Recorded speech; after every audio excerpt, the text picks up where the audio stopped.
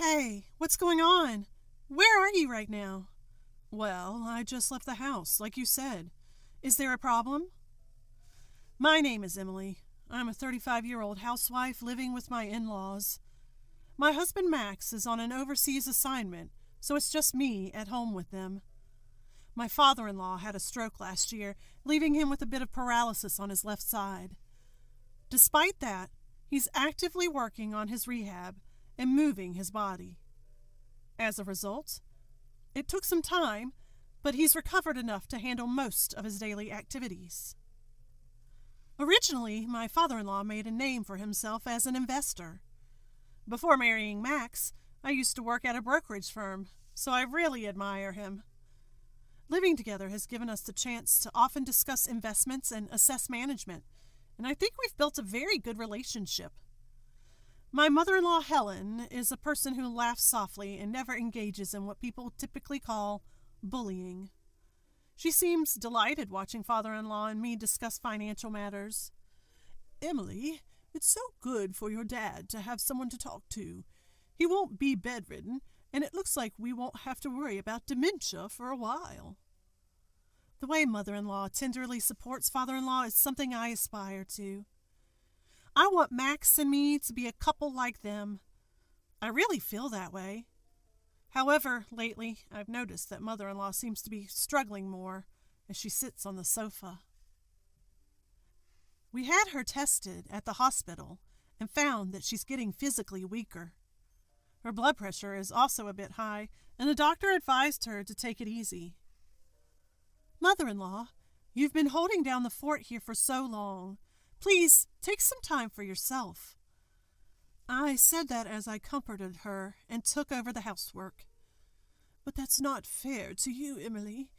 You have to take care of Dad, too. Father-in-law can manage his showers and using the bathroom on his own. All he needs is someone to accompany him on walks and doctor visits. Emily. At this point, I came up with a proposal to reassure my mother-in-law. How about I ask Mom to join Dad on his daily walks? It'll be like a daily walking date for the two of them.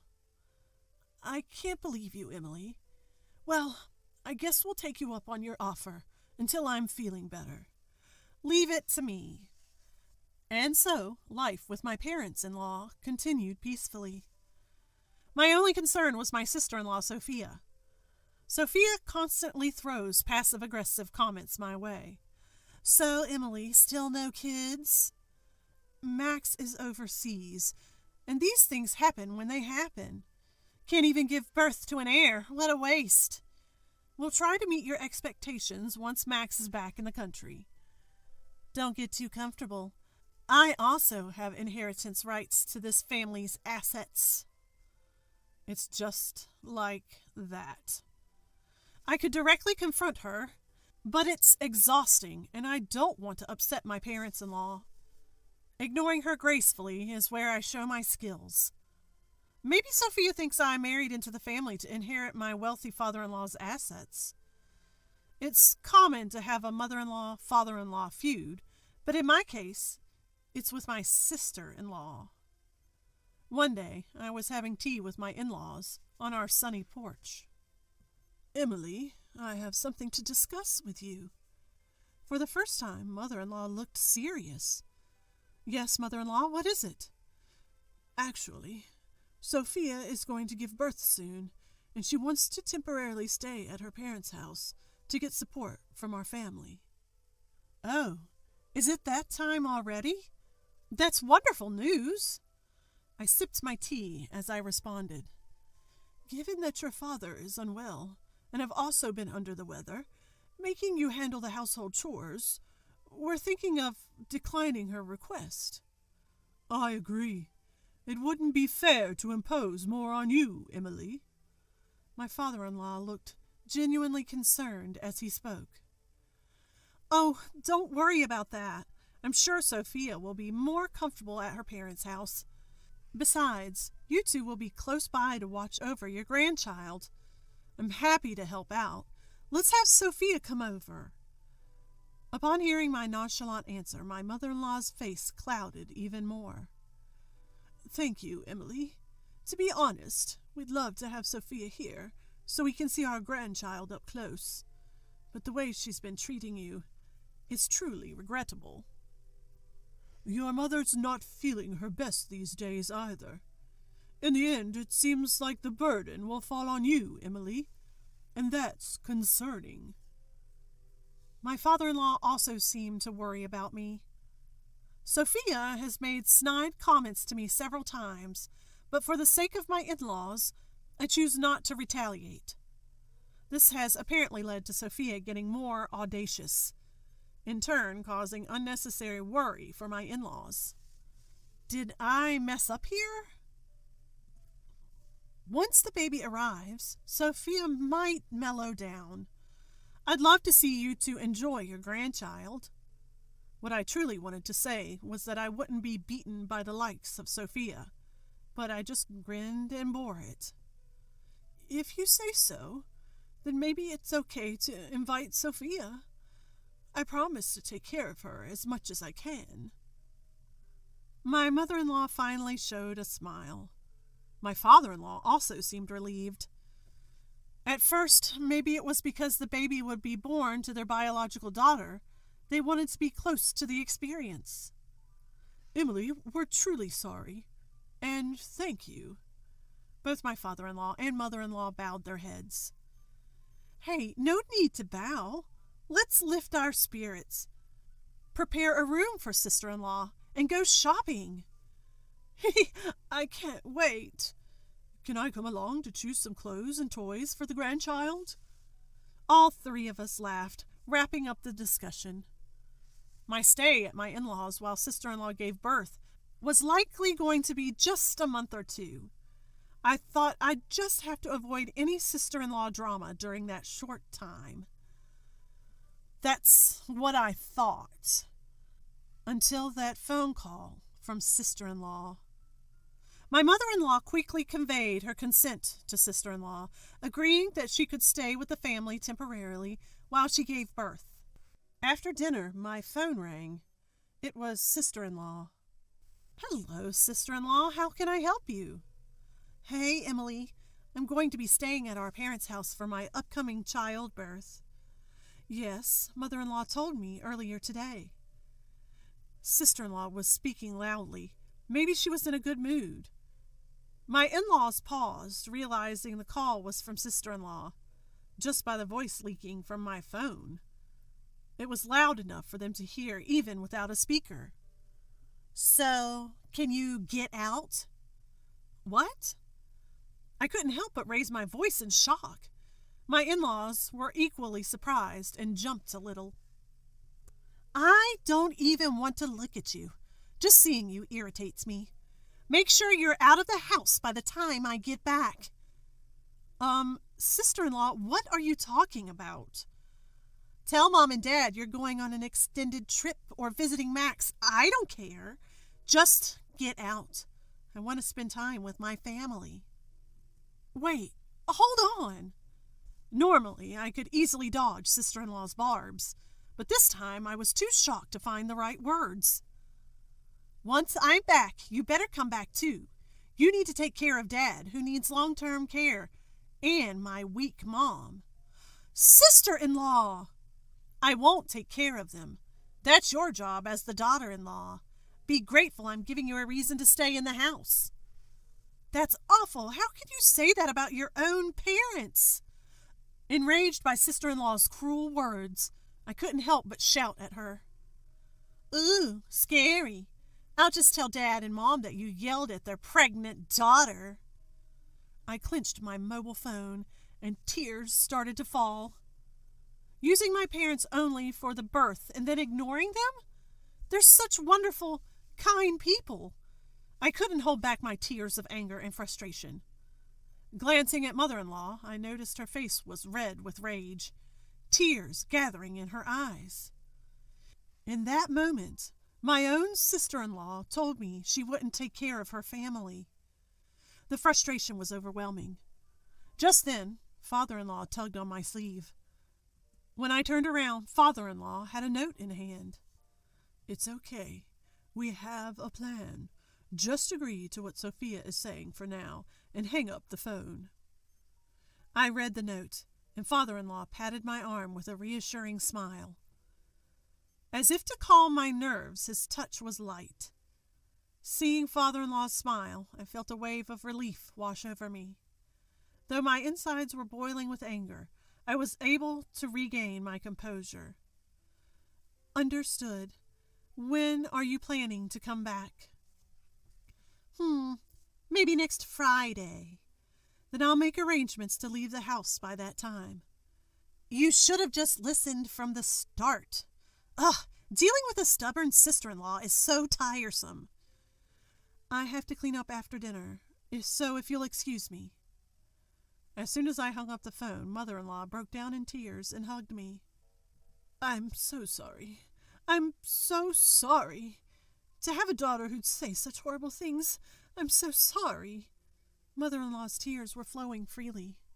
"I'm fine, mother-in-law. You must be the one feeling terrible after hearing all of that." I wasn't concerned about what sister-in-law had to say. I could silence her with logical arguments if need be. It's not a big deal. But it's hard to see my mother-in-law cry like this. "I'm really very sorry. You've been very patient," my father-in-law sighed. "Don't worry about me. What's your plan, though?" I asked him, trying to comfort my mother-in-law. "Well, turns out there's another person struggling with Sophia. We're planning to discipline her together." Another person having issues with Sophia? I was puzzled. Who else could be dealing with her?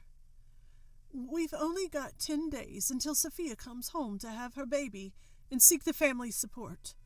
No time for tears. We need to start planning how to handle her. Yes, this is where you, Emily, will prove your worth." My mother-in-law wiped her tears and stood up.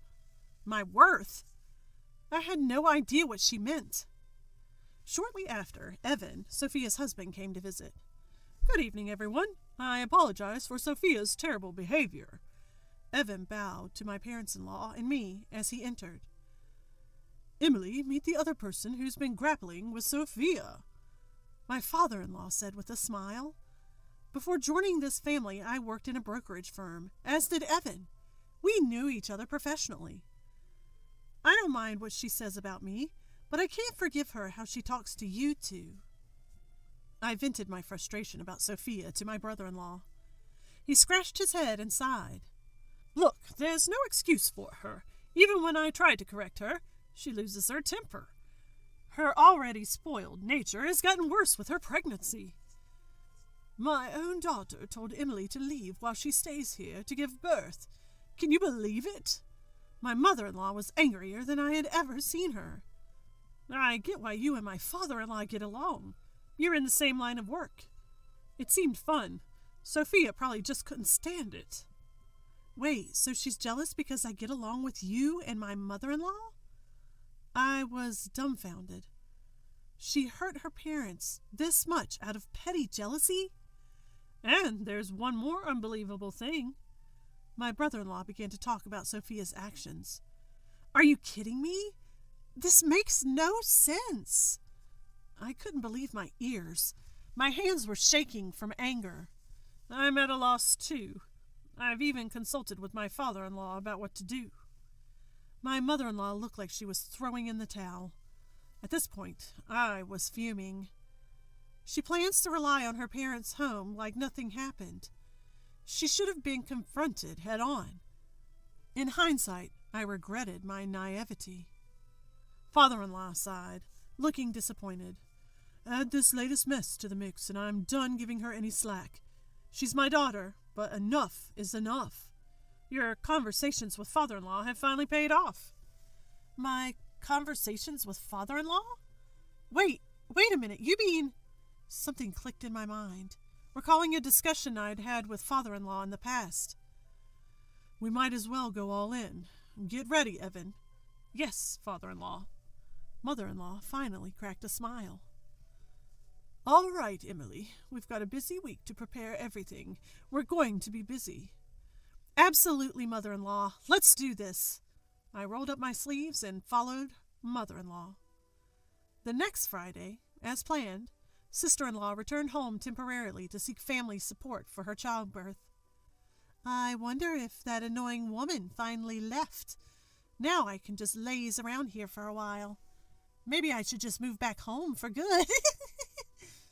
Sister-in-law hummed as she walked onto the property. Then, right in front of the house, she dropped her bags and froze. What is this? What stood before her was, indeed, her parents' home. Well, it used to be their home. Now the gate was locked, the name plaque removed, and a for sale sign was prominently displayed. The windows were bare, and the house obviously looked abandoned. What's going on? Why is nobody here? Sister-in-law frantically called both father-in-law and mother-in-law, but neither answered. They'd had enough and blocked her number. Even social media was blocked.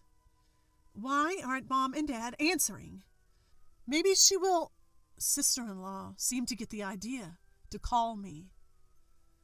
Hello, sister-in-law, what's going on? I answered her desperate call, cool as a cucumber. Sister-in-law, anything but composed, started shouting right away. What's the meaning of this? My parents' house is for sale! She was loud enough that father-in-law and mother-in-law could probably hear without even needing speakerphone. I moved the phone away from my ear and replied, That house and the property have been sold. There's no place for you to temporarily stay while seeking family support for childbirth. Sold? What do you mean? We were told to leave by you, so we did. Don't joke with me. How can my parents' house be sold just because you left? Well, the house is in my name. Why keep it just for you? What are you talking about? You sold the house without telling my dad? You thief! I'll sue you! Seemingly forgetting she's pregnant, sister-in-law was yelling in a fit of rage. I let out an exaggerated sigh. Did you not hear what I said, sister-in-law? The house is in my name. So why is my parents' house in your name? That's insane! Because I bought it when father-in-law got discharged after his stroke. You bought it? Yes. Father-in-law had become somewhat downhearted after recovering from a stroke. He'd lost confidence, having stepped away from his investments during the recuperation. That's when we started talking about restructuring assets. My husband can't act quickly. He's usually abroad for work. And if we left it up to selfish sister-in-law, she'd probably only take the assets that suited her. Father-in-law, how about we liquidate all assets into cash? That would make management easier. I suggested we convert all the assets to cash, making it easier for father-in-law to manage. That's when I purchased the family home, using savings from my single days and from my husband. By putting it in my name, I took on all the tedious procedures like property taxes. We let my parents-in-law continue to live there, so they could spend the rest of their lives in the home they loved. That was until sister-in-law messed it all up. What are you doing? Where are you? We left the house, just like you asked. Anything else? Don't mess with me. Where are Mom and Dad? They'd never allow this. Sister-in-law still seems to think her parents are on her side. It's almost laughable how naive her thinking is. Father-in-law and mother-in-law are with me. We sold the house, but we've arranged another one. Then I'm coming there too. That's not possible. You're blocked by father-in-law and mother-in-law, remember? They don't want to see you. I say it coldly. Sister-in-law seems taken aback, especially when I mention being blocked. You may not have noticed, sister-in-law, but father-in-law and mother-in-law heard that phone call when you told me to leave. Sister-in-law's face visibly pales. Her earlier bravado instantly deflates. She clearly had no idea they'd heard that call. Listen, Can you tell Mom and Dad it's a misunderstanding? I'm about to have a baby. I need help. It's going to be tough postpartum. Sister-in-law changes her tune, suddenly playing the victim. That's when I play my final card. Why not ask the guy you've been cheating with for help? How do you know about that? The unbelievable thing brother-in-law told me about was sister-in-law's affair. We knew because the timing of sister-in-law's pregnancy coincided with brother-in-law's long business trip. Brother-in-law already had screenshots and other evidence of the affair.